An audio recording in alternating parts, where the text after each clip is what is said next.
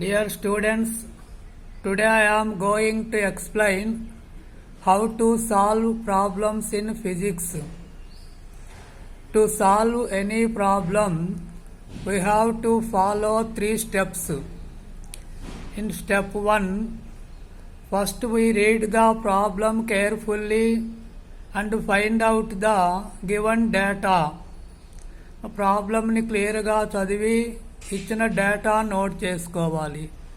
Second one, what we have to find, ఈ ప్రాబ్లంలో మనం ఏమి కనుక్కోవాలి అనేది second step. And third one, the formula used to solve this problem, which formula is used to solve this problem. మరి ఈ problem solve చేసేదానికి ఏ ఫార్ములాని use చేయాలి. It was already discussed in previous video clearly. పోయిన వీడియోలో ఇది క్లియర్గా మీకు discuss చేశాను దాని గురించి.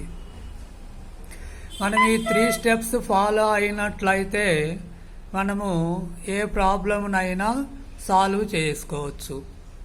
కొందరు ప్రాబ్లమును చదవరు, డేటా ఏమి ఇచ్చారో చూడరు, మనం ఏమి కనుక్కోవాలో చూడరు, వాళ్ళకు తెలిసినటువంటి ఫార్ములా అప్లై చేస్తారు, ప్రాబ్లం రాలేదని చెప్పి ఫీల్ అవుతారు, సార్ దగ్గరికి వస్తారు. చూడండి, మనము వెళ్ళవలసినటువంటి ఊరికి ఆ వెళ్ళే బస్సు ఎక్కినట్లయితే ఊరు చేరుకోవచ్చు. వేరే బస్సు ఎక్కితే ఎలా వెళ్తాం చెప్పండి, అది పాసిబుల్ కాదు కదా. అలానే మనము కరెక్ట్ ఫార్ములా అప్లై చేసినట్లయితే ప్రాబ్లం ఈజీగా సాల్వ్ చేయొచ్చు. Today's NEET students will be the doctors of tomorrow. మనం డాక్టర్ దగ్గరికి వెళ్ళినప్పుడు మనం చెప్పేటువంటి మన ప్రాబ్లం గురించి మొదటి నుంచి క్లియర్గా చెప్పమంటారు. ఇప్పుడు పొజిషన్ ఏంటో కూడా దాంట్లో అడుగుతారు. దాన్ని కేస్ స్టడీ అంటాం. అంటే అక్కడికి ఏమైనట్లు, మనం ప్రాబ్లం చదివి ఏం కనుక్కోవాలో అనేటువంటి వరకు 2 స్టెప్స్ కంప్లీట్ అయినట్లు. ఇక వాళ్ళు ఆ కేస్ స్టడీ అయ్యాక ఏ ట్యాబ్లెట్స్ వాడాలి అనే దాన్ని బట్టి మనకు ప్రిస్క్రిప్షన్ రాస్తారు.